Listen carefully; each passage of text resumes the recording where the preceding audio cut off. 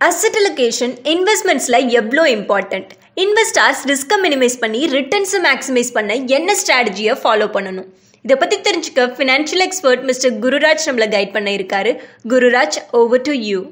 So எதுக்கு நான் சொல்ல வரேன்னாக்கா, நம்ம வந்துட்டு இந்த மார்க்கெட் வொலட்டாலிட்டியோ இல்லை நம்மளுக்கு இந்த மாதிரி ஒரு டைம்ல கொஞ்சம் நிம்மதியா இருக்கணும்னாக்கா, அதுக்கு நான் சொன்ன மாதிரி ஒன்று, மார்க்கெட்ல எப்போதும் இருக்கிறதுக்கு உங்களோட எஸ்ஐபி கண்டினியூ பண்ணுங்க. அடுத்தது இந்த அசெட் அலோகேஷன். அசெட் அலோகேஷன்றது நம்ம பணத்தை பிரிச்சு போடுறோம்.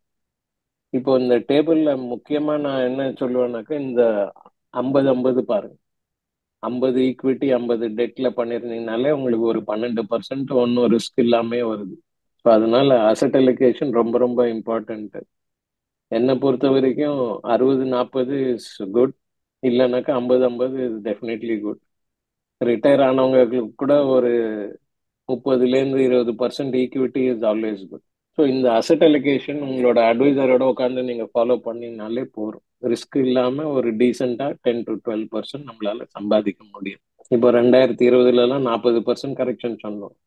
பட் யாருக்கிட்ட ஒரு 40% இல்லை 50% டெட் இருந்ததோ அவங்களுக்கு ஒரு பெரிய கரெக்ஷன் வரல. அந்த டைம்ல அவங்களுக்கு கிட்டத்தட்ட ஒரு 20% தான் கரெக்ஷன் வந்து. எதுக்கு சொல்ல வரேன்னாக்கா, நம்ம கரெக்ஷன் எப்போ வரும்ன்றது சொல்ல முடியாது, எவ்வளோ பர்சன்டேஜ் வரும்னு சொல்ல முடியாது. பட் எவ்வளோ ரிஸ்க் நம்ம எடுக்கணும்ன்றது அது நம்ம கையில தான். இன்னைக்கு என்னோட போர்ட்ஃபோலியோல 45% தான் ஈக்விட்டி இருக்கு, போறோம் எனக்கு. ஸோ என்னோட போர்ட்ஃபோலியோ நீங்க பாத்தீங்கன்னா கிட்டத்தட்ட ஒரு 13% ரிட்டர்ன் ஜென்ரேட் பண்ணி, என்னோட எக்ஸ்பெக்டேஷன் 10% தான். ஸோ இன்னைக்கு 13% இருக்கு, போறோம். நான் அதை விட்டுட்டு ஐயோ இந்த பணத்தை பூரா நான் 3 வருஷத்துக்கு முன்னாடி ஈக்விட்டியில போட்டிருந்தேனாக்கா இன்னைக்கு அது டபுள் ஆயிருக்குமே அப்படின்னு நினைச்சேன்னாக்கா நான் தப்பு பண்றேன். என்ன தப்பு பண்றேன்னாக்கா, அன்னைக்கு எனக்கு தெரியுமா இது 3 வருஷத்துல டபுள் ஆகும்னு? தெரியாது.